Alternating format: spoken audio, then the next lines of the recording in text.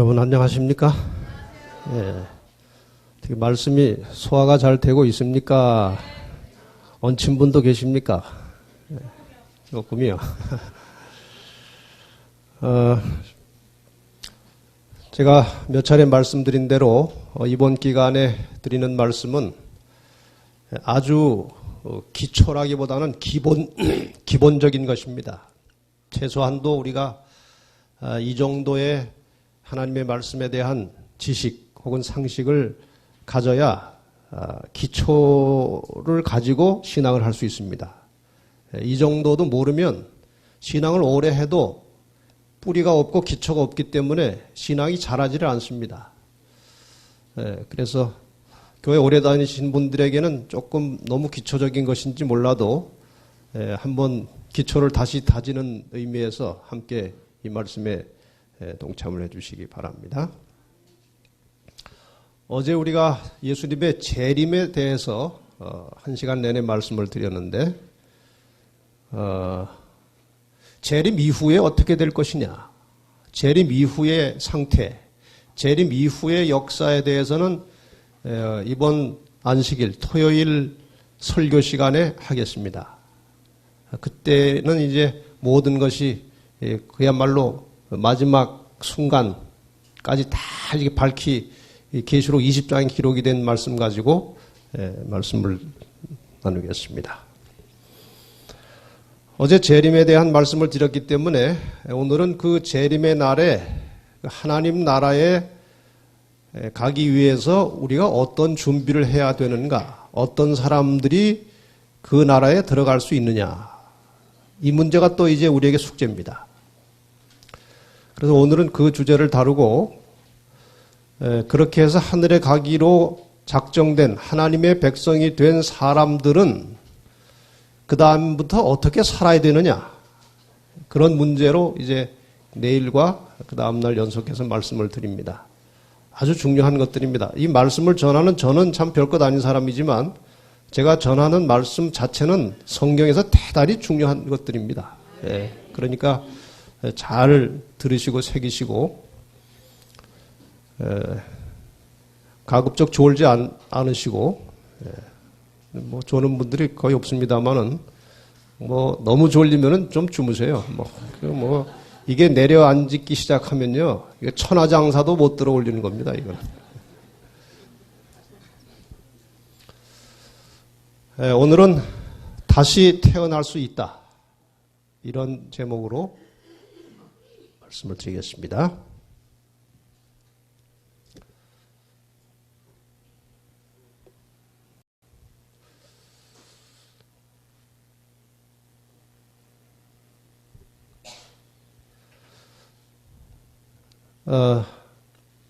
지금 이 장면이 무슨 장면인지 아십니까?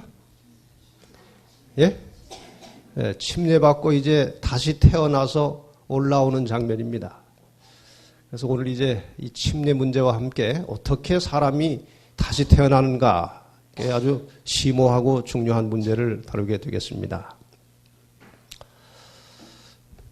요한복음 1장 12절과 13절 말씀을 먼저 보겠습니다. 영접하는 자 곧 그 이름을 믿는 자들에게는 하나님의 자녀가 되는 권세를 주셨으니 이는 혈통으로나 육정으로나 사람의 뜻으로 나지 아니하고 하나님께로서 난 자들이니라. 이 성경절은 한 절 한 절, 한 말씀 속에 얼마나 깊고 심오한 진리가 들어있는지 모릅니다. 이 말씀 속에도 참 오랜 시간 설명을 해야 될 만큼 큰 내용을 담고 있습니다.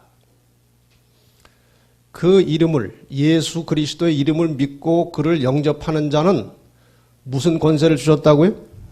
하나님의 자녀가 되는 권세를 주셨는데, 이 하나님의 자녀가 되는 것은 혈통이나 육정이나 사람의 뜻으로 태어나는 것이 아니고 어디에서 나온다고요? 하나님께로서 난 자들이다, 하나님으로부터 태어난 자들이다, 이것입니다. 이 말씀을 잘 머리에 두시고 질문을 제가 하나 드릴 때 대답을 하시기 바랍니다. 제가 모태교인입니다. 저희 어머님이 시집 오시기 전에 이미 우리 재림교인이 되셨어요. 그래서 모태교인이고 저희 집사람도 모태교인입니다. 이 모태교인 둘이 결혼을 해가지고 아이를 하나 낳았습니다. 그 아이가 하나님의 자녀입니까? 아닙니까?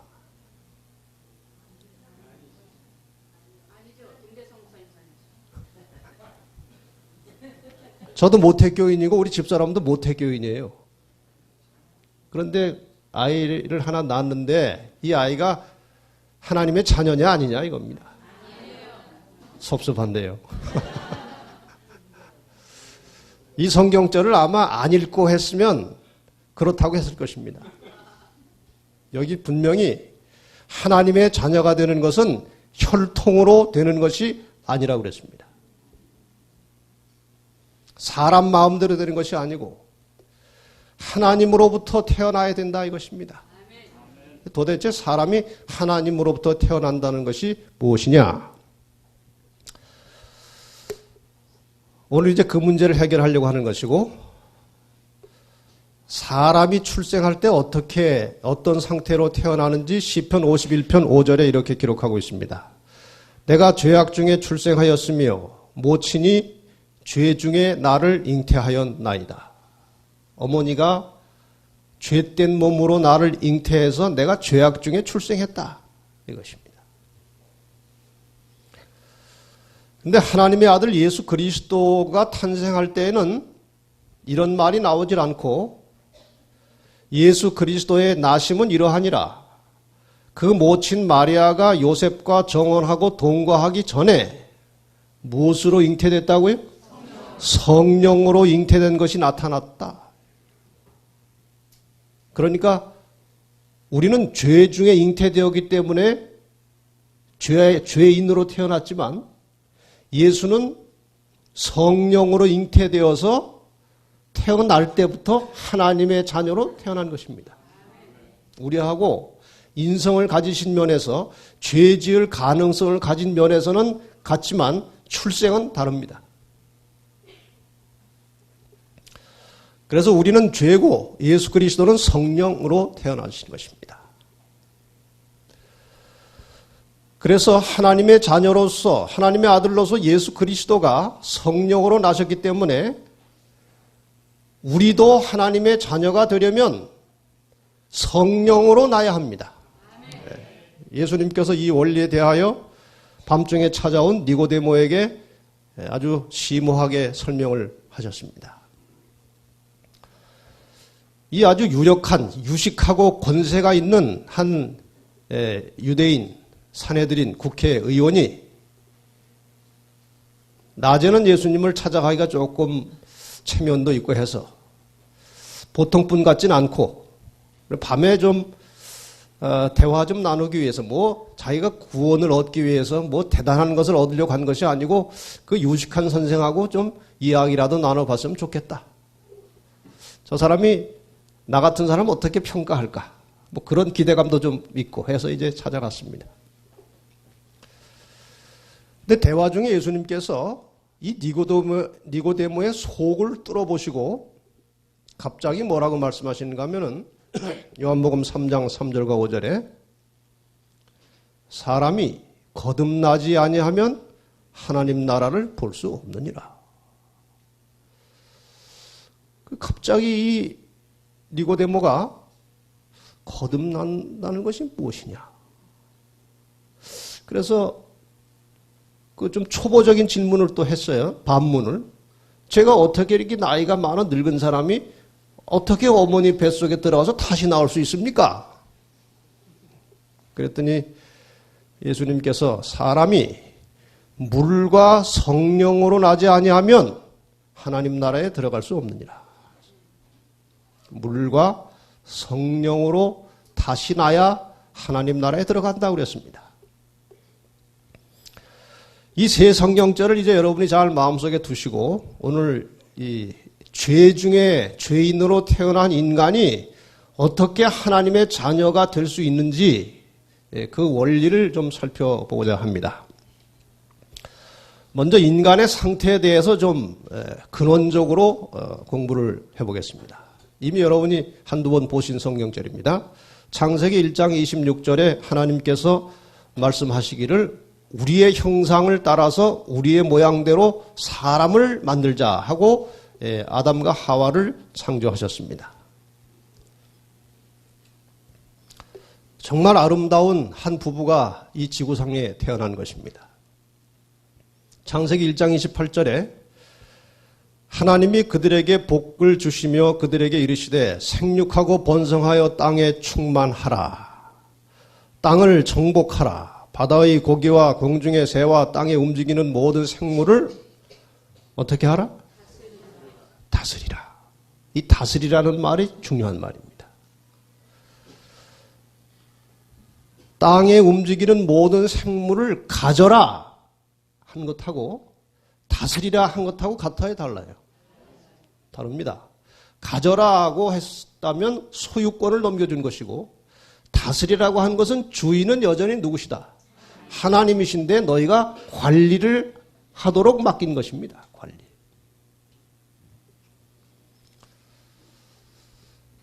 그런데 하나님께서 또 이상한 제도를 하나 만들어 놓으셨어요.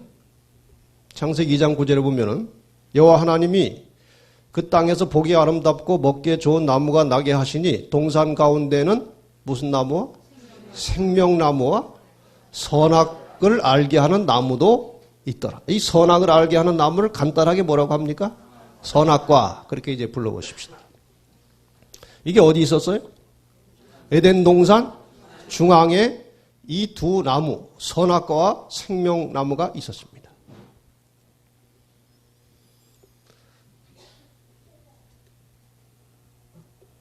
그런데 하나님께서 다시 또 말씀하시기를 17절, 창세기 2장 17절, 그 직전에 보면은 모든 나무 실과는 너희들이 마음대로 먹어라 이거예요. 그런데 17절에 선악을 알게 하는 나무의 실과 선악과는 어떻게 하라? 먹지 말라. 내가 먹는 날에는 정녕 죽으리라. 왜 먹을 수 없는 과일을 동산에 두셨느냐? 그것을 먹는 것이 도대체 무엇 때문에 그것을 먹었다고 죽느냐?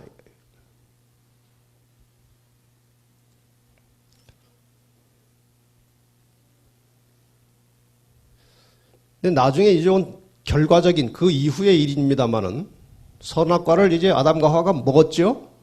먹고 어떻게 됐습니까?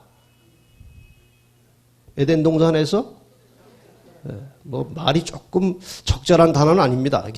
쫓겨난 것은 아닙니다. 나중에 이제 시간이 되면 또 설명을 드리겠습니다만은 어쨌든 에덴 동산에서 나갔습니다. 더 이상 거기 있을 수 없었어요. 그 이후로 자 생명나무 실과도 따먹고 영생할까 하노라. 그러니까 내보내라 이거예요. 이 안에 있으면 뭘 먹고? 생명과일을 먹고 영생할 수 있으니까 내보내라 이거예요. 그러니까 사람이 창조함을 받은 다음에 무조건 영생하는 것이 아니라 무엇을 먹어야 영생하는 것입니까? 생명과를 얼마 만에 몇 개씩 먹어야 되는지는 잘 몰라요. 성경에 나오지 않아요. 그러나 어쨌든 정기적으로 생명과를 먹어야 되는 것입니다. 그럼 생명과를 먹으려면 어디를 가야 됩니까? 에덴 동산 중앙에 생명과를 먹으러 가면 그 옆에 뭐가 있습니까? 자기가 먹지 못할 선악과가 있는 것입니다. 나중에 설명이 나오겠습니다만은 생명과를 먹을 때마다 먹지 못할 자기가 마음대로 할 수 없는 선악과 나무를 보면서 이 모든 천지 만물의 주인이 내가 아니라 하나님이라고 하는 사실을 자꾸 깨닫도록 하기 위해서 이 장치를 주신 것입니다. 이건 제 말이 아니고 이따 인용문을 제가 말씀드리겠습니다. 선악과가 없었다면 아담과 하와가 마음대로 돌아다니다 보면 하나님이 주인이라는 사실을 잊어버릴 거예요. 여러분이 전셋집에서 한 5년 살고 나면 꼭 자기 집 같지 않습니까?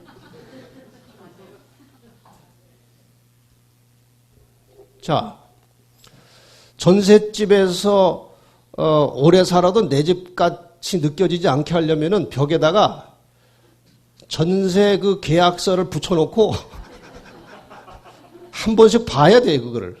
안 그러면은 자기 집인 줄 알아요. 그게 바로 선악과가 그런 역할을 하는 것입니다.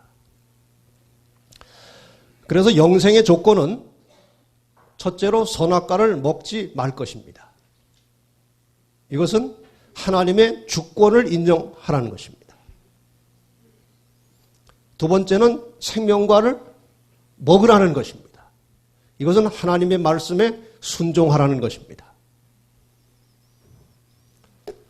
자, 이것이 아담과 하와가 영생할 수 있는 조건이었습니다. 그런데 이제 드디어 일이 벌어집니다. 이 화가가 사실 이 아담과 하와를 유혹하는 뱀을 잘못 그렸습니다. 그 당시 인간이 타락하기 전에 뱀은 동물 중에서 가장 찬란하고 아름다운 짐승이었습니다. 그런데 범죄 이후에 이렇게 저주를 받아서 정말 혐오스러운 동물이 됐지만 원래는 저렇지 않아요. 그래서 하와가 그 뱀의 현란한 아름다움에 미혹됐기 때문에 대화를 한 것입니다. 저렇게 징그러운데 어떻게 대화를 하겠습니까? 그리고 그 속에 사단이 들어가서 뱀이 말한다는 것 자체가 하와의 호기심을 끌어낸 것입니다. 뱀이 여자에게 말을 합니다. 하나님이 참으로 너희더러 동산 모든 나무의 실과를 먹지 말라 하시더냐? 사단의 전략이 이 속에 들어있어요. 이렇게 물어보면은 말을 안 할래 안 할 수가 없어요. 그냥 하나님이 정말 이 선악과 나무 실과를 먹지 말라고 하더냐? 그러면 고개만 끄떡해도 돼요. 그렇다고. 그런데 모든 나무의 실과를 먹지 말라 하시더니 하니까 어떻게 해야 돼요? 말을 해야 돼, 말을. 아니야. 그게 아니고 선악과만 먹지 말라고 하신 거야. 하고 이제 대화가 시작되니까 이제 그것이 빌미가 돼가지고 서서히 넘어가는 것입니다. 악과는 접촉 자체를 하지 말아야 하는 것입니다. 악하고는 자꾸 이렇게 가까이 가면 물들게 돼 있어요. 사과 상자 안에 사과가 50개가 있는데 하나가 썩었다 이거예요. 그럼 썩은 하나가 강합니까? 성한 49개가 강합니까? 썩은 하나가 나머지를 다 썩힐 수는 있지만 성한 49개가 썩은 거 하나를 성하게 못 만드는 것입니다. 이게 죄의 위력이에요. 죄는 절대로 가까이 하면 안 되는 것입니다. 물들게 돼 있어요. 그랬더니 하와가 얘기를 하는 것입니다. 동산 나무 실과는 다 먹을 수 있어. 근데 그 중앙에 있는 실과는 하나님 말씀에 먹지 말고 만지지도 말라. 어떤 사람 이걸 가지고 또 하와가 거짓말 했다고 그래요. 먹지 말라고만 했는데 왜 만지지 말라까지 했느냐. 그거는 조금 넌센스입니다. 그만큼 먹지 말라는 것을 강조하기 위한 말이지 뭐 거짓말한 건 아닙니다. 뭐 먹으려면 만져야죠. 그러니까 뭐 똑같은 말이에요. 자, 그러니까 이제 이 뱀이 여자에게 다시 말합니다. 너희가 이 과일 먹어도 결코 죽지 아니하리라. 죽지 않는 정도로 끝나는 게 아니고 이걸 먹으면 너희 눈이 밝아져서 누구처럼 된다. 하나님과 같이 되어 선악을 알 줄을 하나님이 아심이니라. 이 하나님과 같이 된다는 말에 하와가 혹한 것입니다. 저는 이 신비에 대하여 나중에 하늘에 가서 하나님께 좀 물어보고 싶은 질문이에요. 뭔가 하면은 하와가 아직 범죄하기도 전인데 어떻게 자기가 하나님처럼 높아진다고 하니까 거기에 혹했느냐 하는 것이고 루스벨도 우주에 전혀 죄가 없었던 상태인데 어떻게 그 죄된 마음이 들어가서 하나님과 같아지고 높아지고 싶은 마음이 왜 생기느냐 하는 것입니다. 궁금하십니까? 저도 답은 몰라요. 그러니까 이게 궁금하신 분은 하늘에 가서 같이 공부하십시다. 근데 제 나름대로 하나의 해답은 가지고 있어요. 정답은 아니지만 저는 어떻게 해결하고 있는가 하면은 인간이 늘 자기 자신을 피조물들은 천사나 사람이나 이 피조물들은 자기 자신을 항상 이렇게 향상시키고 업그레이드 시켜야 할 욕망을 하나님이 주셨는데 그 욕망은 무엇인가 하면은 하나님의 온전하신 품성을 닮고 싶은 욕망을 주셨다는 것입니다. 그래서 하나님의 그 품성을 닮아서 이렇게 향상해야 될 것을 하나님의 자리를 탐하는 것으로 그것이 둔갑을 해서 그렇지 그게 절대 처음부터 나쁜 욕망은 아니었다 이것입니다.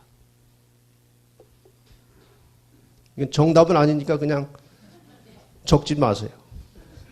자, 이 말을 듣고 나서 이 하와가 나무를 보니까 나무가 달리 보이는 것입니다. 저는 밥 먹을 때 그런 경험을 몇 번 했어요. 어떤 반찬은 여러 사람이 밥을 먹는데 손이 잘 안 가요. 근데 어떤 사람이 그걸 딱 먹은 다음에 야 이거 맛있다 하면은 다 한 번씩 집어 먹어요. 그렇습니까? 이 뱀이 한 말을 듣고 보니까 선악과가 달리 보이는 것입니다. 그 나무를 본즉 먹은직도 하고 보암직도 하고 지혜롭게 할 만큼 탐스럽기도 한 나무인지라.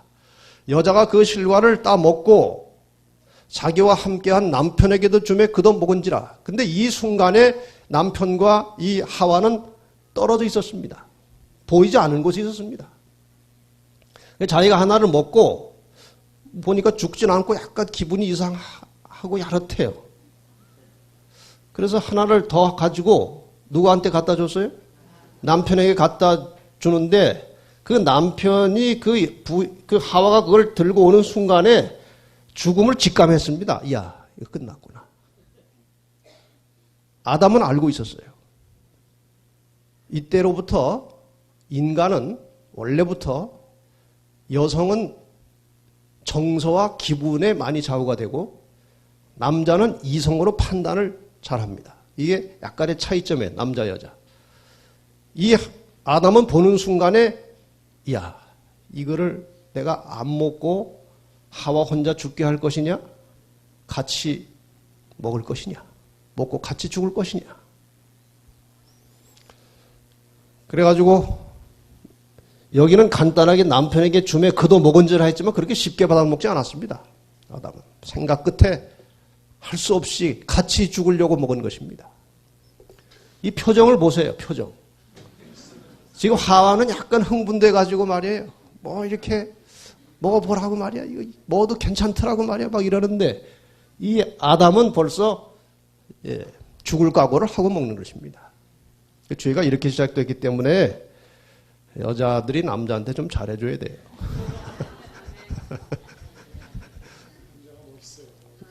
자, 뭐 그거는 근데 이게 또 연구하면요. 여기에 이 문제를 관련시켜서 또 깊은 내용이 부조화 선자에 나옵니다. 거기까지는 이제 들어갈 수가 없고 어쨌든 둘 다 먹었습니다.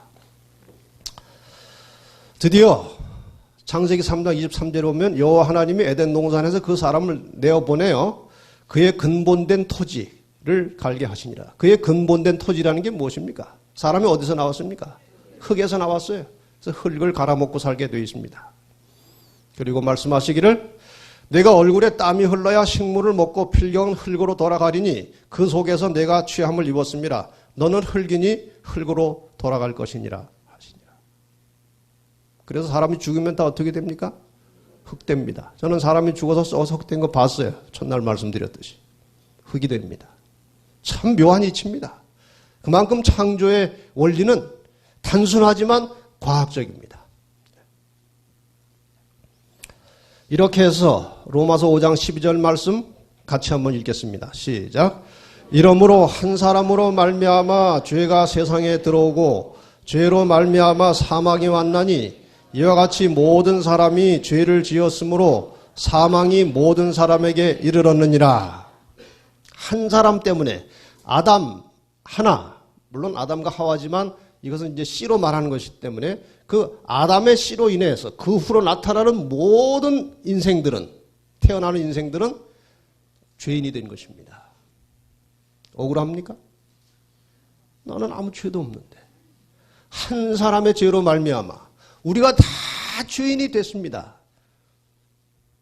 억울할 거 없는 것이 한 사람의 의인으로 말미암아 우리가 다 구원을 받게 되었습니다. 공평한 것입니다. 억울하면 믿어라 이것입니다. 억울하면 믿으세요. 얼마든지 구원 받을 수 있어요. 자, 이 말씀을 확인하고 지나갑시다. 증언보감이라고 하는 책 3권 36페이지에 보면 주님은 에덴의 모든 나무들을 창조하시되 보기에 즐겁고 먹기에 좋도록 하셨으며 아담과 하와에게 그 모든 풍성한 것들을 자유로이 즐기라고 하셨다. 그러나 한 가지 예외를 두셨다. 선악과는 먹지 말라고 하셨던 것이다. 이 나무는 하나님이 만물의 소유주이심을 끊임없이 상기시켜 주는 것으로서 유보하셨으며, 제가 아까 드린 말씀이 맞죠? 그같이 함으로써 주님의 요구에 완전히 순종함으로 그분에 대한 저희의 믿음과 신뢰를 실증할 기회를 주셨다.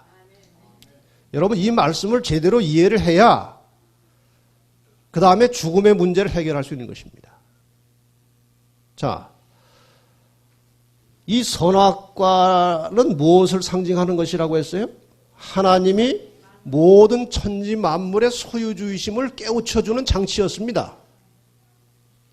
먹지 않음으로써, 그것을 먹지 않음으로써 하나님이 우주 만물의 창조주이시고 주인이심을 인정하는 것입니다. 그러면은 반대로 먹었다는 것은 무슨 뜻입니까? 선악과를 먹었다는 것은 무슨 뜻입니까? 하나님이 나의 창조주이시고 주인이심을 거부한 것입니다. 이해가 가셨습니까? 이게 이해가 가야 죽음의 문제와 생명의 문제를 해결할 수 있는 것입니다. 아담과 하와가 죽은 것은 선악과의 독 때문에 죽은 것이 아니에요. 무슨 굉장한 죄를 지어서 죄가 누적돼서 죽은 것이 아닙니다. 선악과를 따먹은 것 때문에 죽은 것인데 왜 선악과를 따먹었다고 죽었느냐? 선악과를 먹은 것은 하나님의 주권, 그분이 나의 생명의 주인이시고 나의 주권자이심을 거부하고 관계를 끊어버렸기 때문에 죽은 것입니다.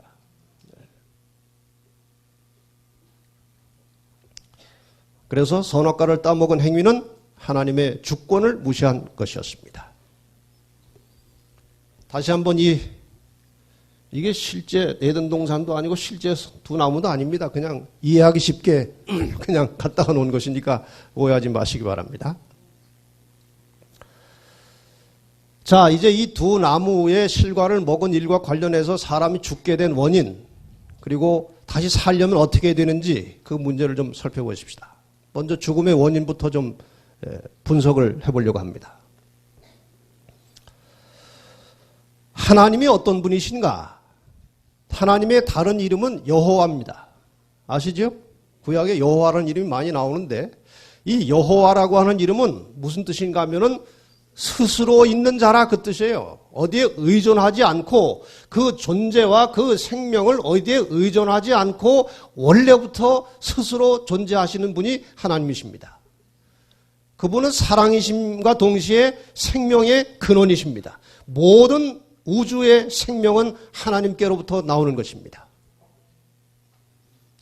사람이 있습니다. 사람은 피조물이기 때문에 스스로 있을 수 없고 누구에게 의존되어야만 있을 수 있습니까?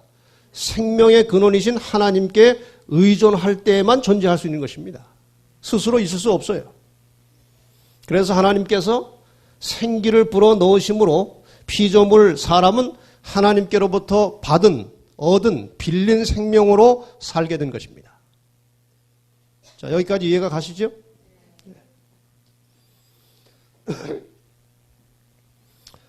그런데 사람이 하와가 이 선악과를 먹을 때 무슨 동기로 먹었다고 그랬어요? 하나님과 같이 되어 보고 싶었어요. 하나님과 같이 된다는 말은 여호와가 된다는 말이고 이 말은 스스로 있어 보겠다 이것입니다. 여기가 중요한 포인트예요. 하와가 하나님처럼 되려면은 하나님께 받은 생명을 반납을 해야 되는 것입니다. 스스로 있어야 되는 것입니다. 하나님 의존하지 않고 스스로 있는 자가 되려고 한 것입니다. 그럼 스스로 있는 자가 되려면 하나님과 관계 끊고 이 하나님께 받은 생명은 반납해야 되는 것입니다. 그래서 스스로 있어 보려고 했는데 이게 됩니까? 죽음이 온 것입니다. 생명의 근원이신 하나님과 분리되음으로써 죽은 것입니다. 그래서 피조물은 스스로 있지 못하기 때문에 하나님과 분리된 순간에 죽은 생명이 된 것입니다. 말이 좀 안 되는 것 같죠? 죽은 생명. 생명이 죽었다 하면 말이 되는데 죽은 생명은 뭡니까? 여기 한 성경절을 읽고 제가 비유를 들어서 설명을 하겠습니다. 제자들과 이제 예수님께서 대화를 하시는데 한 제자가 왔습니다. 마태복음 8장 21절 22절에 제자 중에 또 하나가 가로되 주여 나로 먼저 가서 부친을 장사하게 허락하옵소서. 제가 장례식 좀 하고 오겠습니다. 예수께서 가라사대 죽은 자들로 저희 죽은 자를 장사하게 하고 너는 나를 좇으라. 이 문장으로 봐서 너라고 하는 제자는 살았다는 말입니까? 죽었다는 말입니까? 너는 살았으니까 날 따라오고 장례식은 죽은 자들이 하게 하라 이거예요. 참 희한한 말씀을 다 하시는 겁니다. 지금 여기 죽은 자들과 여기 죽은 자가 같습니까? 다릅니까? 외관상. 겉으로 보기에 여기 죽은 자들하고 여기 죽은 자하고 같아요? 달라요? 달라요. 여기 죽은 자들은 산 죽은 자들이고 여기 죽은 자는 죽은 자예요. 달라요. 근데 왜 살아있는 자를 예수님께서 죽었다고 하셨느냐 이거예요. 생명의 근원이신 하나님 예수 그리스도와 관계를 맺지 못하고 사는 사람은 살았지만 하나님이 보실 때는 죽은 것입니다. 여러분 구약에 수많은 사람들이 떼죽음을 당해서 갑니다. 노아 홍수 때 얼마나 많은 사람들이 죽었습니까? 사람들이 구약 성경을 읽으면서 하나님 잔인하시다고 그래요. 어떻게 그렇게 사정없이 죽이시느냐? 여러분, 하나님이 보실 때에는 산 자와 죽은 자의 차이가 다른 것입니다. 하나님과 관계를 현재도 맺지 않고 하나님이 보실 때 앞으로도 관계를 맺지 않을 것을 하나님이 아십니다. 저 사람은 언젠가 나와 관계를 맺을 사람이고 저 사람은 죽을 때까지 나와 관계를 맺지 않을 사람일 것을 하나님께서 아셔야 모르셔요? 아십니다. 하나님 이렇게 다 보시고 죽을 때까지 하나님과 관계를 맺지 못할 사람은 하나님 보시기에 그거는 이미 죽은 것입니다. 그래서 구약에 그 많은 홍수 때 그 많은 사람들이 죽은 것은 하나님이 보실 때에 죽을 때까지 돌이킬 가능성이 없는 이미 죽은 자들이고 그래서 하나님께서 쓰레기를 치워버리신 것입니다. 우리가 사람 죽이는 개념하고 다른 것입니다. 자, 비유로 하자면 이것입니다. 여기 생화입니까? 생화 같아요. 제가 지금 방금 여기서 좀 잘랐습니다. 이거 자를 것도 없이 이건 뿌리가 없네요. 자, 뿌리가 있다고 가정을 해보십시다. 아직은 팔팔합니다. 이게 살았어요, 죽었어요? 아니, 이걸 보고 다 의견이 다르면 어떡합니까? 살았어요, 죽었어요? 살 죽었어요? 자, 이거는 산 것처럼 보이는 죽은 이파리입니다. 맞죠? 이것이 살려면, 여기에 뿌리가 있을 경우에 이거 살려면 시들기 전에 다시 접붙임을 받으면 사는 것입니다. 죽은 것이지만 이게 시들기 전에 뿌리가 있는 나무에 접붙임을 받으면 살듯이 사람이 생명이 끝나기 전에 생명의 근원이신 예수 그리스도와 연결이 돼서 접붙임을 받으면 사는 것입니다. 이것이 생명의 원리예요. 이해가 가십니까? 예수 믿고 영생한다는 것이요, 그렇게 그냥 마구제비로 하는 말이 아니고 다 원리가 있고 일리가 있는 것입니다. 그래서 피조물은 스스로 있지 못하기 때문에 그 자체가 죽은 것입니다.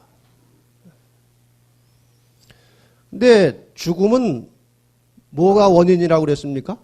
로마서 6장 23절에 보면은 죄의 삭은 사망이요. 하와가 무슨 죄를 졌습니까? 하와가 무슨 죄를 졌어요? 예? 뭐 우리가 생각하기에는 그렇게 나쁜 죄도 아니지 않습니까? 그럼 뭐 과일 먹지 말라고 한 거 하나 따먹은 게 뭐가 그렇게 큰 죄입니까? 그런데 그 죄 때문에 죽었다 이것입니다. 그게 무슨 죄인가? 하나님과 분리된 죄입니다. 뭐 속색이고 말 안 듣고 그런 게 중요한 게 아니고 하나님과 분리된 이 죄라고 하는 것은 인간이 스스로 있기 위해서 하나님과 분리된 상태를 죄라고 합니다. 그러니까 하나님과 분리가 되는 순간에 죄를 짓던 안 짓던 하나님과 분리된, 하나님과 연결되지 못한 사람은 그 자체가 죄고 죄덩어리고 죄인입니다. 반대로 하나님과 연결되는 순간에 다시 살 수 있는 의인으로 바뀌는 것입니다. 이 원리를 우리가 이해를 해야 되는 것입니다. 그래서 하나님께서 보실 때에 제일 큰 죄 중에 하나가 교만병입니다. 교만죄. 그 덴마크의 유명한 철학자 키엘 케고르라고 하는 사람이 죽음에 이르는 병이라고 하는 책을 써서 유명한 책이 있는데 그 책 내용을 보면은 사람이 절망하는 것을 죽음에 이르는 병이라고 했어요. 그런데 성경에는 교만을 죽음에 이르는 죄로 항상 가르치고 있습니다. 신명기 8장 14절 보면은 두렵건대 내 마음이 교만하여 내 하나님 여호와를 잊어버릴까 하노라. 교만하면 누굴 잊어버려요? 하나님을 잊어버려요. 그래서 돈이 많은 사람들은 돈 때문에 교만해가지고 돈 많은 사람들은 하나님 잘 안 믿습니다. 물론 개중에 신실한 사람도 있지만 대체적으로 권력이 높은 사람들은 자기 권력 때문에 교만해가지고 하나님 잘 안 믿습니다. 대개 하나님을 믿으려면은 마음이 가난하고 겸손해야 하나님을 믿을 수가 있어요. 시편 4절 보면은 악인은 그 교만한 얼굴로 말하기를 여호와께서 이를 감찰치 아니하신다 하며 그 모든 사상에 하나님이 없다 하나이다. 교만한 사람들은 하나님을 잘 인정하지 않습니다. 잠언 16장 5절에도 교만한 자를 여호와께서 미워하신다. 이것은 인간이 미워하는 것하고는 또 달라요. 빨리 마음을 낮춰가지고 나를 인정하고 믿어줬으면 좋겠는데 하도 안 믿으니까 안타까운 마음을 표현하는 것이지 뭐 사람이 사람 미워하는 것처럼 그런 미움이 아니에요. 잠언 16장 18절 교만은 패망의 선봉이요 거만한 마음은 넘어짐의 앞잠이니라. 만군의 여호가 이르노라. 말라기 4장 1절 보라 극렬한 불 같은 날이 이르리니 교만한 자와 악을 행하는 자는 다 초계 같을 것이라. 끝장날 것이라 이겁니다. 혹시 오늘 교회 들어오실 때 조금이라도 교만한 마음을 가지고 들어오셨으면 이 시간에 다 내려놓으시기 바랍니다. 그런 사람은 하나님의 마음에 들어갈 수가 없어요. 그래서 죽음과 생명의 차이가 무엇이냐? 죽음이라고 하는 것은 교만한 마음으로 하나님과 분리된 상태가 죽음이고, 생명이라고 하는 것은 겸손한 마음으로 하나님과 연결되는 순간에 생명이 오는 것입니다. 이게 성경이 가르치는 생사의 원리예요. 시편 149편 4절 말씀 같이 읽겠습니다. 시작. 여호와께서는 자기 백성을 기뻐하시며 겸손한 자를 구원으로 아름답게 하심이로다. 겸손한 자를 구원하십니다. 그래서 하나님을 믿으려면은 자꾸 자신을 낮추고 겸손하게 되는 연습을 해야 되는 것입니다. 사람은 다 두 가지 죄악에 빠져 있어요. 인간이 여러 가지 죄가 나오지만 그 죄의 근원은 두 가지인데 하나는 교만이고 하나는 이기심이에요. 모든 인간의 죄는 교만과 이기심에서 나오는 것들입니다. 이 두 가지와 씨름을 하고 싸우는 것이 그리스도인의 생활이에요. 그래서 늘 그리스도인들은 이 자고하고 자만하는 마음이 생길 때마다 적어도 죄책감이 들어야 돼요. 내가 이러면 안 되는데 왜 이러지 하고 그것이 들지 않도록 기도하는 양심은 최소한 있어야 그리스도인입니다. 이기적인 마음, 욕심이 들 때 이러면 안 되는데 내가 왜 이러지? 그런 마음이 들어야 그리스도인입니다. 그런 마음은 인간이기 때문에 다 들어와요. 근데 그것을 가지고 자기 삶에 이용하고 활용하면은 그건 비그리스도인이고, 적어도 그런 마음이 들어올 때 양심의 가책이 오고 이래서는 안 됩니다. 하나님 저를 도와주십시오. 이 정도 되면 살아있는 그리스도인입니다. 네. 이 겸손의 모습, 이타적인 모습을 예수님이 보여주셨습니다. 빌립보 2장 5절로 8절에 너희 안에 이 마음을 품으라 곧 그리스도 예수의 마음이니 그는 근본 하나님의 본체시나 원래 하나님이신데 하나님과 동등됨을 취할 것으로 여기지 아니하시고 오히려 자기를 비어 종의 형체를 가지사 사람들과 같이 되셨고 사람의 모양으로 나타나사 자기를 어떻게 하시고 낮추시고 죽기까지 복종하셨으니 곧 십자가에 죽으십니다. 예수님께서 하늘의 왕께서 이렇게 비천한 인간의 모습으로 오신 것은 겸손의 극치를 보여주는 것입니다. 겸손이 무엇인지를 어디까지 내려가야 된다는 것을 보여주는 것입니다. 예수님이 사람이 되심으로 겸손의 본을 보였다면 인간은 어디까지 내려가야 되는 겁니까? 지하. 맞는 말씀이에요. 인간은 흙으로 가야 하는 거죠. 흙. 그래서 모든 인간은 자기가 진토임을 기억하라고 그랬어요. 진토임을. 흙덩어리임을 기억하라고 그랬어요. 그분이 오셔서 평생 동안 자기의 모든 가진 것, 생명, 에너지, 그분의 능력, 그분의 가지신 모든 정열을 다 바쳐서 자기를 위해서 쓰지 않고 남을 위해서 쓰시다가 마침내 생명까지 내버리셨습니다. 이것이 희생입니다. 그래서 주님께서 우리에게, 교만한 우리에게, 이기적인 우리에게 겸손과 희생의 본을 보여주시고 너희도 그렇게 살라고 말씀하신 것입니다. 그런데 예수님께서 말씀하신 대로 살면요, 절대로 손해보지 않습니다. 여러분, 예수님이 말씀하신 대로 살면요, 사람들한테 인기가 쏙쏙 올라갑니다. 무슨 말인지 모르시겠습니까? 자, 제가 비법을, 사람들에게 인기 얻는 비법을 가르쳐 드리려고 그래요. 이건 진정한 인기예요. 사람은 다 이기적입니다. 그렇습니까? 그러면서 이기적인 사람을 싫어합니다. 맞습니까? 다 그런가 보네요. 그 다음에 사람은 늘 교만하고 자기 잘난 척 하기를 좋아합니다. 그러면서도 다른 사람 잘난 척 하는 건 못 봐줍니다. 어떤 사람을 좋아하느냐? 자기는 이기적이면서 희생적이고 이타적인 사람을 좋아하는 겁니다. 자기는 교만하고 잘난 척하면서 겸손한 사람을 좋아하는 것입니다. 한번 해보세요. 이걸 하면은 주변의 사람들이 다 나를 좋아합니다. 네. 아시겠습니까? 한번 기도하고 노력하십시다. 그것이 바로 예수님의 품성을 닮아가는 것입니다. 네. 자, 이제 이렇게 끊어진 관계를 연결하는 방법이 성경에 원리가 나와 있어요. 이 성경은 대단히 과학적인 책입니다. 하나님께서 온 우주를 법으로 다스리시고 공평하게 다스리시는 분이기 때문에 그냥 대충 인간을 구원하시는 것이 아니고 모든 값을, 모든 절차를 다 거치고 사람을 구원하시기 때문에 시간이 지금 오래 걸리는 것입니다. 우선 결론부터 말씀을 드리면 원리는 이것입니다. 요한복음 5장 24절에 여기서 이제 원리가 나옵니다. 같이 한번 읽어보겠습니다. 시작.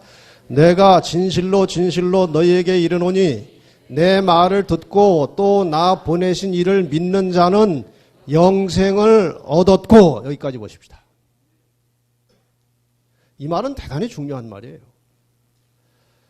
내 말을 듣고 예수님의 말씀을 잘 듣고 나 보내신 이가 누구십니까? 하나님을 믿는 자는, 내 말을 너희가 잘 듣고 나 보내신 하나님을 믿으면 영생을 얻을 것이고가 아니에요. 현재 완료 진행이에요. 완료된 구원을 받았다, 이게 받은 구원이 현재 나에게 있다는 것입니다. 원리가 복잡하지 않아요. 예수 그리스도의 말씀, 오늘 우리로 말하자면 성경 말씀을 공부하고 하나님이 계심을, 그분이 나의 창조주이시고 주인이심을 믿는 자는 영생을 얻었다 이것입니다. 그리고 심판에 이르지 아니하나니 어디에서? 사망에서 생명으로 옮길 것이니라? 옮겨졌다는 것입니다. 그래서 예수를 안 믿고 하나님과 관계가 없는 사람들에 대해서는 살아있는데도 죽은 자들이라고 말씀하시는데, 반대로 하나님을 믿고 관계를 맺은 사람들은 죽어도 죽었다고 하지 않고 잠잔다고 하는 것입니다. 왜? 깨어날 것이고 일어날 것이기 때문에 그런 것입니다. 그래서 영생을 얻었고라는 말이 틀린 말이 아니에요. 자, 이렇게 되는 과정이 뭐 길진 않습니다만은 그 단어들을 좀 설명을 하려고 하는 것입니다. 다시 태어나는 과정이 어떻게 되느냐? 이것은 첫날 말씀드린 대로 사람이 연구해서 하나님을 발견하는 것이 아니고 하나님께서 자신을 계시하시고 그 다음에 여러 경로를 통해서 하나님께서 사람들을 부르십니다. 시편 50편 1절에 보면은 전능하신 자 하나님 여호와께서 말씀하사 해 돋는 데서부터 해 지는 데까지 세상을 부르셨도다 그랬어요. 세상을 부르신다. 이 세상을 부른다는 것은 우리를 불러내신다는 것입니다. 여러 경로를 통해서, 내 가족을 통해서 혹은 이웃을 통해서 친척을 통해서 혹은 이런 집회를 통해서 하나님께서 지금 내 양심에 내 마음에 호소하시면서 나를 지금 불러내고 계시는 것입니다. 이것을 하나님의 부르심이라고 하는 것입니다. 이 하나님의 부르심에 대한 긍정적인 반응을 믿음이라고 합니다.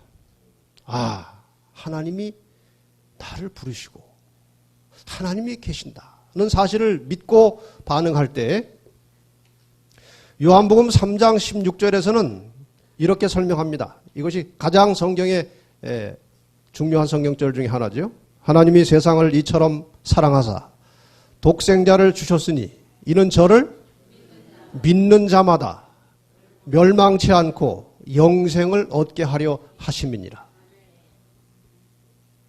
뭘 어떻게 믿는 것입니까? 좀 구체적으로 히브리 11장 6절에서 믿음이 뭔지 조금 더 살펴보십시다. 믿음이 없이는 기쁘시게 못하나니 하나님께 나아가는 자는, 다시 말해서 믿음이 있는 자는 반드시 그가 계신 것과 또한 그가 자기를 찾는 자들에게 상 주시는 이심을 믿어야 할지니라. 두 가지 믿으면 돼요. 여러분, 하나님이 계시는 것을 믿으십니까?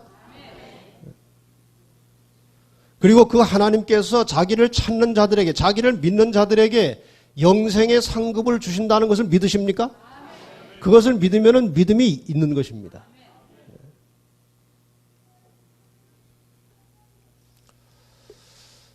그런데 쉬워요, 어려워요? 하나님이 계시다. 믿습니까? 그분을 잘 믿으면 영생의 상급을 주신다. 그 두 개 믿습니까? 여러분 지금 아멘 쉽게 하시지만 모든 사람이 다 쉽게 아멘 할 수 있는 말은 아닙니다. 여러분 길에 다니면서 붙들고 물어보세요. 갑자기 길 가다가 하나님 계신 거 믿으십니까? 하나님이 영생의 상 주시는 거 믿으십니까? 물어보세요. 대답하는 사람이 많지 않아요. 고린도전서 12장 3절에 그러므로 내가 너희에게 알리노니 하나님의 영으로 말하는 자는 누구든지 예수를 저주할 자라 하지 아니하고 또 성령으로 아니하고는 누구든지 예수를 주시라 주님이시라고 할 수 없느니라. 우리가 예수 그리스도를 주님이라고 인정하는 것은 분명히 그 심령 속에, 그 마음 속에 성령이 역사하셨고 그 성령의 역사에 긍정적으로 내가 믿음으로 반응했기 때문에 예수를 주님이라고 영접할 수 있게 된 것입니다. 이 성령의 역사가 없이는 내가 성령의 역사를 경험하지 않으면 결단코 예수를 주님이라고 나의 구주라고 인정할 수 없습니다. 그래서 여러분이 아까 말씀드린 하나님이 계신 것을 믿으십니까? 하나님께서 자기를 찾는 믿음 있는 자들에게 영생의 상을 주시는 것을 믿으십니까? 할 때 아멘 했다는 것은 성령께서 여러분의 심령 속에 역사하셨다는 증거고 여러분이 거기에 긍정적으로 반응해서 하나님과 지금 연결되어 있다고 하는 증거입니다. 확인해 보세요. 연결되는지. 되어 있습니까? 네, 좋습니다. 그래서 물과 성령으로 거듭난다는 말을 좀 잘 이해하시기 바랍니다. 침례 받으셨습니까? 하고 물어보면 다 네네 하는데 똑같은 말을 물과 성령으로 거듭나셨습니까? 하면 질려가지고 대답을 잘 안 해. 그렇죠? 침례 받으셨습니까? 네. 물과 성령으로 거듭나셨습니까? 똑같은 말이에요. 성령의 마음의 그 감동과 그 깨우침이 없이는 예수를 구조로 영접할 수 없는 것이기 때문에 예수를 믿는다는 것 자체가 성령의 역사를 내가 반응한 것입니다. 그래서 다시 태어나기 위해서 침례를 받은 것입니다.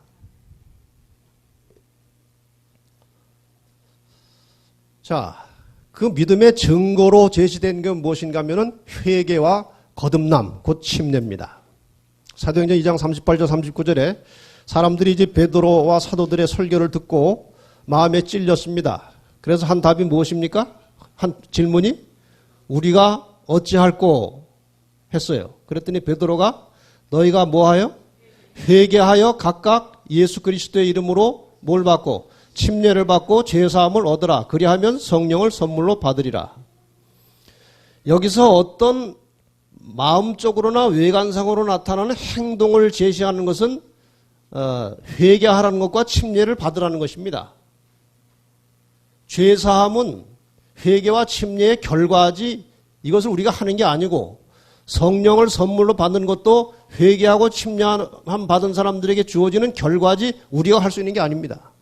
우리가 의지를 발동해서 해야 될 것은 회개하고 침례를 받는 것입니다. 회개라는 게 뭐냐? 회개.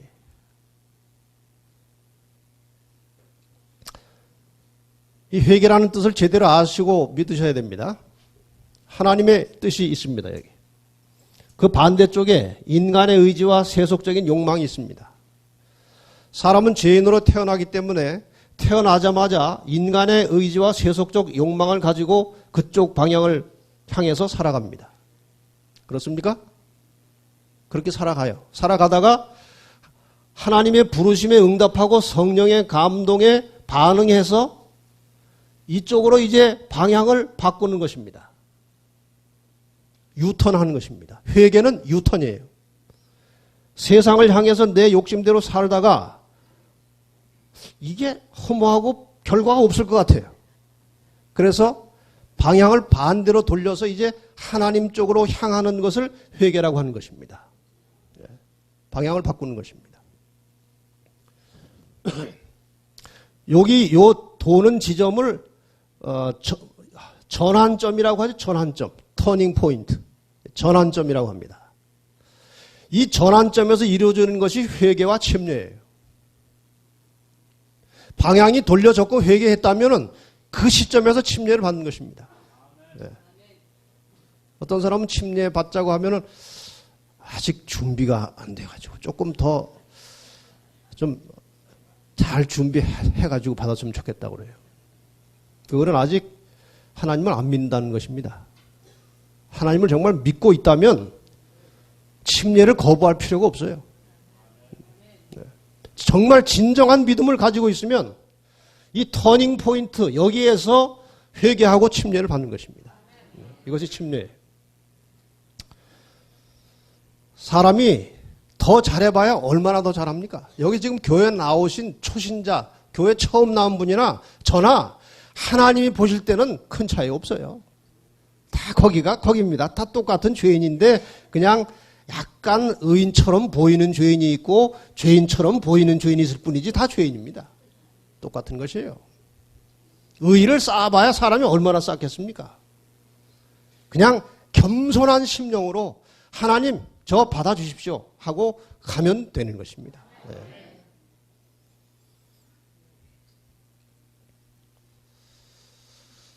자, 그래서 그리스도와 연결이 돼 가지고 이렇게 회개하고 방향을 돌이키고 지난 것 다 뉘우쳐서 버리고 하나님 쪽으로 향하게 되면 고린도후서 5장 17절 말씀이 이제 성립이 되는 겁니다. 같이 읽어보십시다. 시작.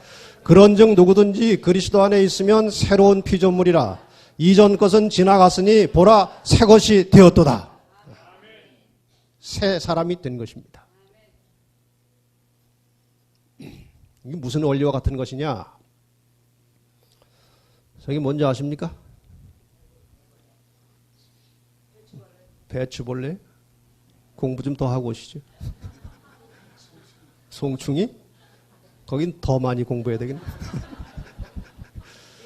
이게 뭐 애벌레긴 애벌레인데 무슨 애벌레인가 하면은 나비 애벌레입니다. 나비. 이게 도대체 나비하고는 너무 다르지 않습니까? 저게 어떻게 나비가 됩니까? 저게. 그런데 저게 하나님의 창조의 능력으로 저렇게 아름다운 나비가 되는 것입니다. 저게 산호랑나비의 애벌레예요. 이것이 어떻게 이렇게 됩니까? 참 이상하지 않습니까? 이건 뭡니까? 누에같이 생겼죠? 저것도 역시 애벌레예요.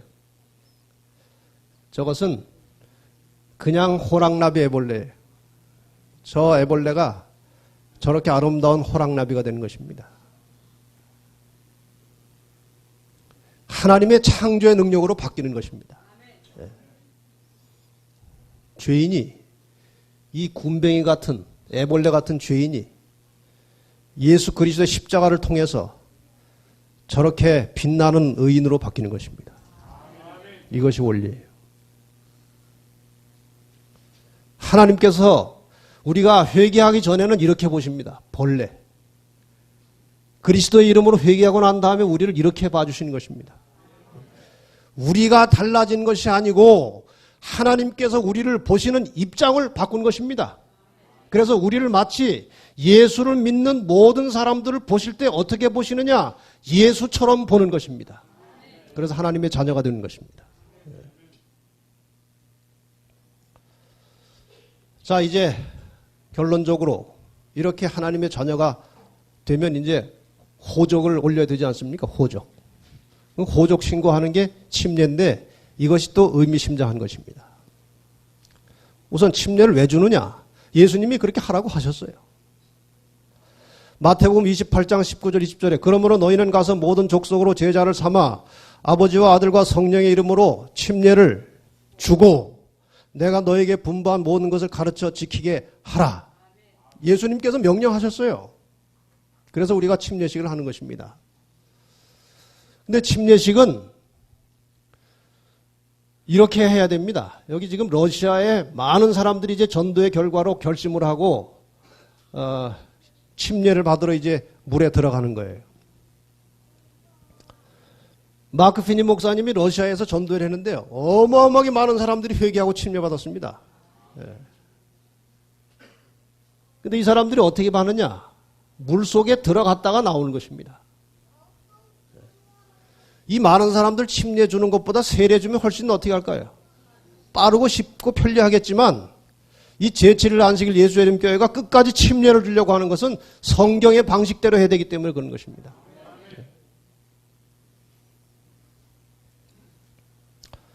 로마서 6장 3절 5절에 그 의미가 분명히 나와 있어요.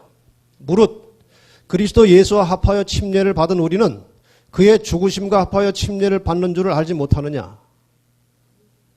그러므로 우리가 그의 죽으심과 합하여 침례를 받음으로 그와 함께 뭐가 되었어요?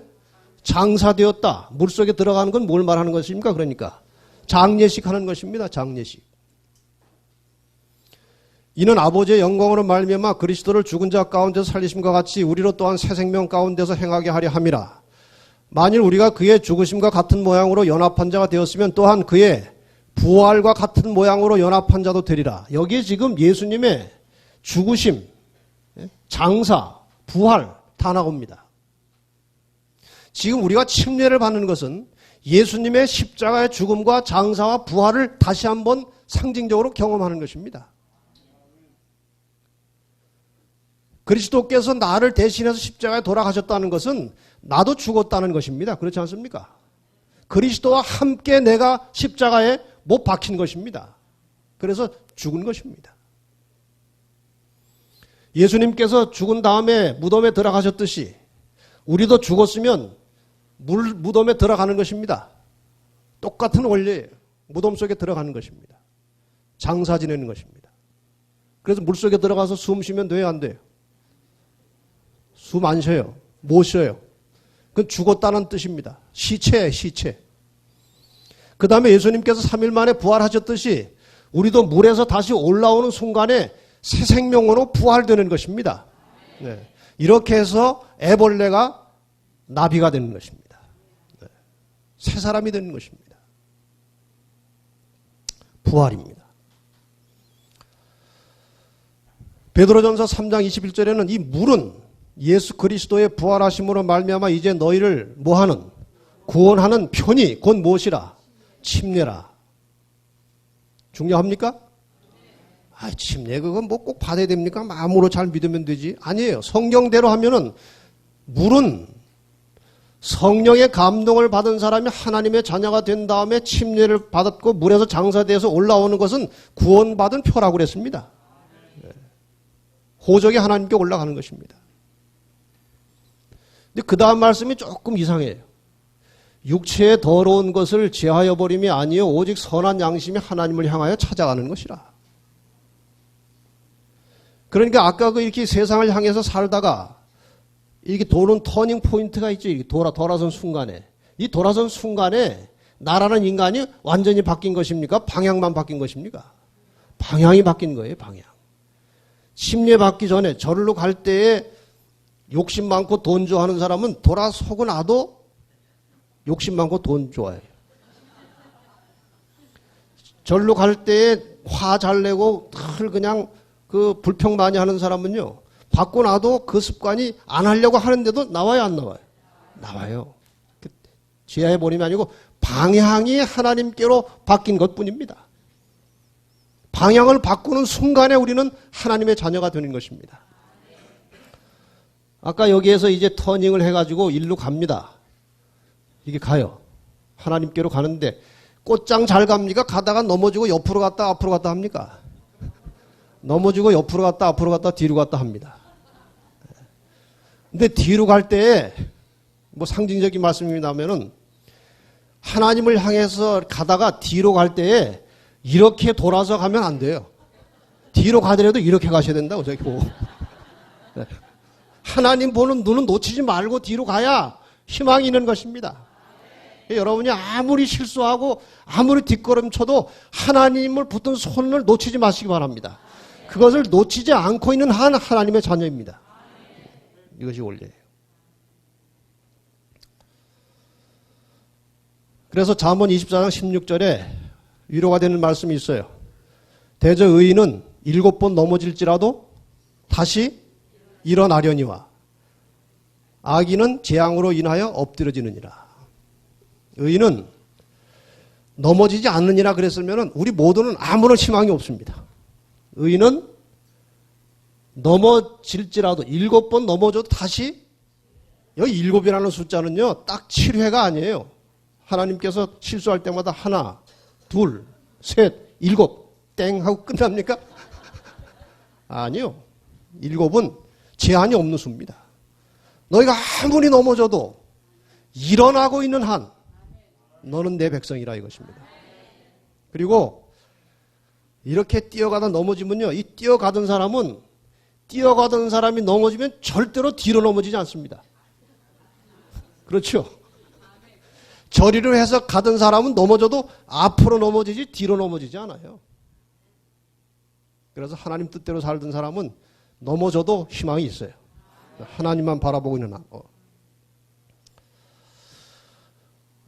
히브리 2장 17절 18절에 보면 그러므로 그가 범사의 형제들과 같이 되심이 마땅하도다. 이는 하나님의 일에 자비하고 신실한 대제사장이 되어 백성의 죄를 속량하심이라. 노란 글씨 다 같이 한번 읽겠습니다. 시작. 그가 시험을 받아 고난을 당하셨은즉 시험 받는 자들을 능히 도우실 수 있느니라. 예수님께서 우리가 당하는 심정, 심리, 배고픔, 추움, 고통 다 경험하셨기 때문에 우리가 그냥 이렇게 속에 생각만 해도 다 아셔요. 우리를 하나님께서, 주님께, 예수님께서 도울 수 있는 분입니다. 우리의 연약함을 예수님께서 너무나 잘 아십니다. 그래서 주님께 손을 펼쳐서 도움을 구할 때 우리 주님이 우리를 구원해 주실 것입니다. 모든 죄를 용서하시는 분이십니다.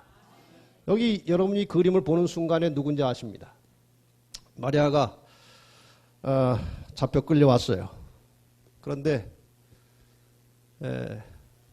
간음죄로 잡혀왔는데 여자만 왔어요.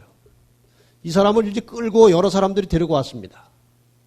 그리고 예수님한테 묻습니다. 이 사람이 간음하다 현장에서 잡혔는데 어떻게 해야 됩니까? 이 돌로 쳐야 됩니까? 말아야 됩니까? 원래 유대인의 법에 의하면 간음하다 현장에서 잡히면 돌로 쳐야 됩니다. 근데 만약 예수님께서 돌로 치라고 하면은, 돌로 쳐 죽이라고 하면은 로마의 법에 걸리는 것이고, 그냥 두라고 하면은 유대법에 걸리는 겁니다. 이래도 걸리고 저래도 걸리는 질문을 가져온 것입니다. 근데 이 사람들은 애초부터 모순덩어리예요. 원래 간음하다 현장에서 잡히면은 둘 다 잡아와야 됩니다. 그래야 간음죄가 성립되는 거예요. 그 다음에 고소는 제3자가 하는 게 아니라 남편이 하게 돼 있어요. 여러 면에서 지금 이 사람들은 유법을 하고 있는 것입니다. 그러나 예수님께서는 그런 거 가지고 따지지 않으시고 이 사람들이 막 하니까 앉으셔가지고 글을 딱 쓰는데 그 손가락으로 글 쓰니까 사람들이 이렇게 다 보지 않겠습니까? 보는데 보니까 자기 혼자만 알고 있는 죄가 거기 이름은 안 써져 있는 것 같고 이름까지 예수님께서 밝히실 리는 없죠. 신사적이신 분이니까. 딱 쓰는데 보니까 자기가 몰래 지은 죄가 나오는 거예요. 그 다음에 또 딱 쓰는데 또 다른 사람의 죄가 나오는 거예요. 거기 있다가는 숨겨진 죄가 다 폭로될 것 같아가지고 슬금슬금 돌 떨어뜨리고 다 가버렸어요. 이 말은 우리 모든 사람이 다 죄인이라는 것입니다. 아무도 다른 사람을 정죄할 권리가 없는 사람들입니다. 정죄받아야 될 사람들이지 정죄할 수 있는 권리가 없어요. 이제 둘이 남았습니다. 예수님께서 여자 외에 아무도 없는 것을 보시고 여자야 너를 고소하던 그들이 어디 있느냐? 너를 정죄한 자가 없느냐? 아마 그때까지 고개를 숙이고 있을 것입니다. 있었을 것이에요. 예수님께서 그 말씀을 하시니까 이렇게 들어보니까 그 돌 들고 왔던 사람들이 하나도 없는 거예요. 주여 없나이다. 예수께서 가라사대 나도 너를 정죄하지 아니하노니 가서 다시는 죄를 범치 말라 하시더라. 이게 주님의 사랑입니다. 간음죄는 그 당시 사형당할 죄입니다. 우리가 다 사형당할 죄를 받은 사람들이지만 우리 주님께서 우리의 모든 죄를 용서하심을 믿고 감사하시기를 바랍니다. 근데 전 세례를 받았는데 세례 받았는 사람도 침례를 받아야 됩니까? 지금 세례는 물을 이렇게 붓든지 옆에 이제 이렇게 가지고 있으면 물을 뿌려가지고 받습니다. 이렇게. 원래는 세례가 없었습니다. 12세기까지 침례를 베풀었습니다. 그런데 종교 암흑시대였던 12세기에 십자군 전쟁할 때에 많은 군들이 다 교인이어야 하기 때문에 그 일일이 다 침례를 줄 수가 없으니까 약식으로 물을 뿌리기 시작한 것입니다. 변질된 것입니다. 에베소 4장 5절에 보면 주도 하나요, 믿음도 하나요, 침례도 하나예요. 침례는 여러 가지 방법이 있을 수 없어요. 성경이 명하신 것은 침례고 그 침례 의식이 있을 때에 예수님의 죽음과 장사와 부활을 같이 다 상징할 수 있는 것입니다.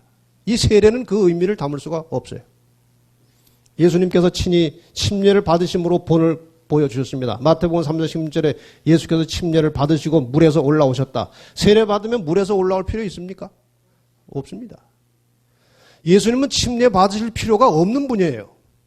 죄인이 아니기 때문에 거듭날 필요가 없는 분입니다. 이미 태어날 때 거듭난 상태로 나셨기 때문에 물과 성령으로 거듭날 필요가 없는 분이지만 우리에게 본을 보이시기 위해서 침례를 받으심으로 그리스도인이 가야 할 길을 보여주신 것입니다. 그래서 침례는 어떻게 해서라도 받아야 하는 것입니다.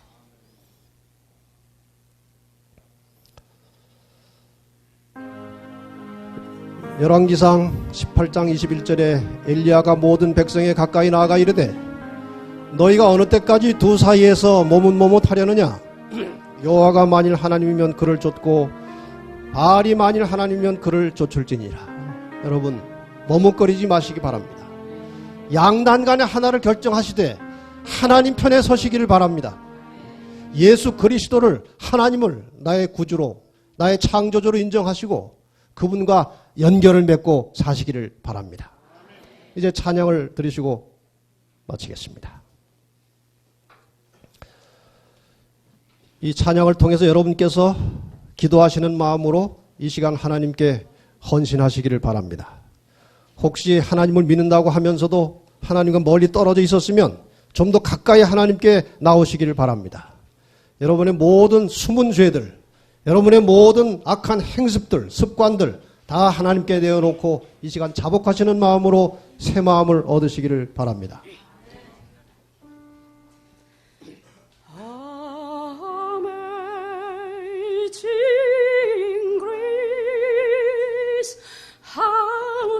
Sweet the sound, they say the words like me. I once was lost, but now am found. Was blind, but now I see.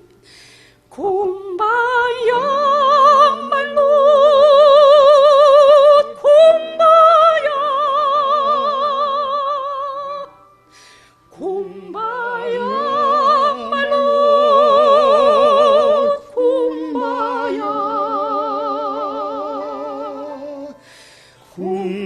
Kumbaya, my Lord.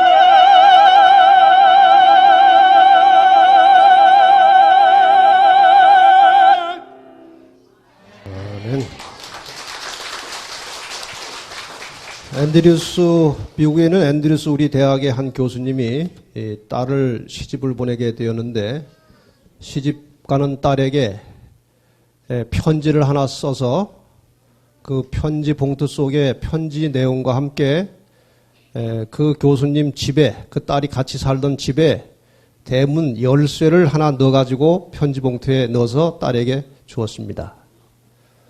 그리고 편지에 뭐라고 썼는가 하면은 딸아, 옛집이 그립거든, 가족이 보고 싶거든, 그리고 쓸쓸할 때면 아프고 쉬고 싶을 때가 있으면 놓고 할 필요 없이 이 열쇠로 문을 열고 들어오너라.